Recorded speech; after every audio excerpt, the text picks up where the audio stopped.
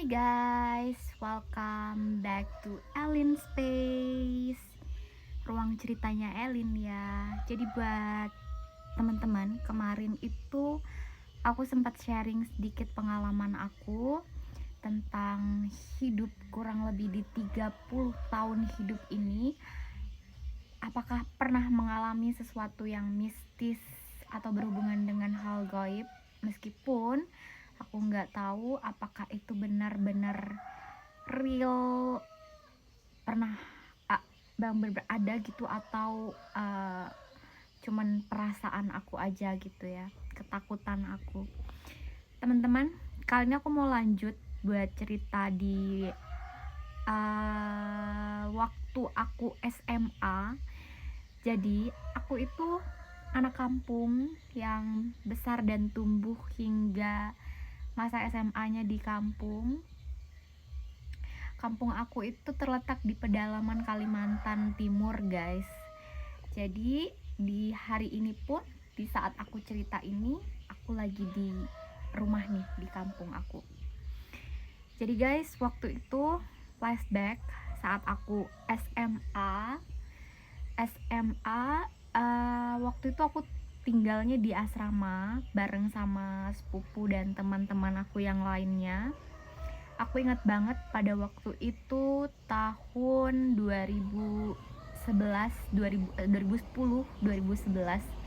Itu akses dari kampung aku, kampung A ke kampung B tempat aku sekolah, itu tidak terlalu bagus ya. Terus pada waktu itu kita balik ke rumah itu cuman 1 minggu sekali, dan bahkan terparah itu bisa 2 minggu sekali. Sebenarnya nggak jauh, cuman jalan waktu itu yang memutus untuk kita terlalu sering untuk balik ke rumah gitu. Karena jalannya waktu itu masih tanah dan batu, kalau hujan berlobang, berlumpur, itu bisa ambles dan kita bisa macet di hutan. Jarak ke kampung aku ke tempat sekolah itu kurang lebih 1 jam gitu. Jadi lanjut, waktu itu aku ingat banget, masih SMA di asrama sekolah. Itu harusnya hari Sabtu jadwal kita untuk balik hari Jumat jadwal kita biasanya untuk balik ke rumah kadang, karena baliknya cepat ya, jadi biasa kita langsung balik gitu ke kampung kampung aku. Tapi karena waktu itu mau hujan lebat, mendung, jadi kita tuh sedih gitu, kita nggak bisa balik, saya bareng teman-teman saya dan sepupu saya. Lalu kakak sepupu saya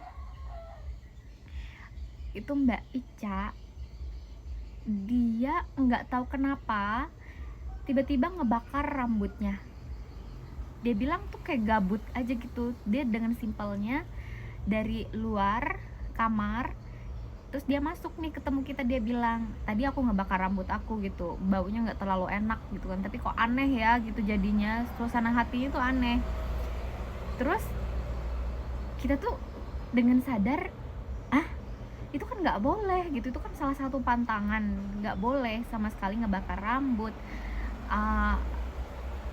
Pokoknya itu tuh bisa mendatangkan sesuatu yang tidak baik lah. Jadi kita cuma mencoba untuk positive thinking sambil masih kayak ketawa sambil ngejek, kenapa sih, kenapa, jangan terlalu stres gitu kan. Udah. Lalu seiring berjalannya waktu, beberapa jam kemudian kita udah di kamar, kita asik ngobrol lagi. Tiba-tiba benar terjadi hujan lebat, badai guys. Nah di situ tuh suasana juga makin sedih, makin mendung gitu. Sudah itu adik sepupu aku lagi, si adiknya Mbak Ica, itu keluar kamar dan menemukan tetesan darah di luar kamar. Jadi asrama itu memanjang, terus kita ada kayak balkoni yang memanjang juga. Nah di balkoni itu tetesan menuju tempat cuci piring kita paling pojok. Jadi aku pun lihat dengan real waktu itu, tetesan darah itu kan dikit aja gitu, dan berakhir tepat di pojokan asrama itu, paling pojok tempat cuci piring.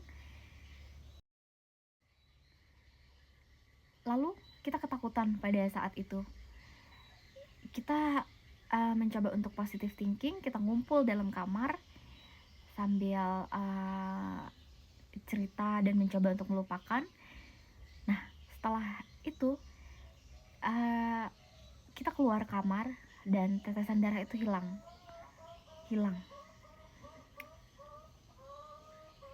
Alhamdulillahnya itu tidak terjadi apa-apa sama kita semua. Hanya saja itu benar-benar real, dan itu menurut aku sampai sekarang salah satu part yang oke, ini percaya nggak percaya, terus siapa yang ngehapus darahnya itu nggak ada, terus siapa yang ngerjain kita itu juga nggak ada orang. Memang kalau di kampung sini itu ada kepercayaan kalau ada sesuatu yang seperti itu biasanya itu disebabkan oleh mitosnya. Aku pun nggak tahu ya, cuman sering dapat cerita biasanya itu memang di hutan itu ada penunggunya seperti wanita gitu, dan dia itu seperti orang yang mengalami gangguan saat mau melahirkan, jadilah dia menjadi setan itu gitu. Terus tetesan darah itu adalah tetesan darah dari dia, dan aku merinding sih, dan ya itu mungkin saja adalah darahnya dia gitu. Jadi guys, gimana menurut kalian? Entahlah, ini tuh cuman sesuatu yang di era modern ini aku pun bingung untuk menjelaskannya, entah mau percaya atau tidak ya. Tapi ini real, ini yang pernah aku alamin di usia yang menurut aku juga aku tidak terlalu tua, tapi juga tidak terlalu muda. Tapi di kampung ini tuh masih banyak hal seperti itu. Oke, everyone, dimanapun berada, kalau memang ada sesuatu hal yang seperti itu, kita juga harus tetap ingat, kita nggak boleh lakuin. Syukur alhamdulillah itu tidak terjadi apa-apa Kak sama kami semua. Dan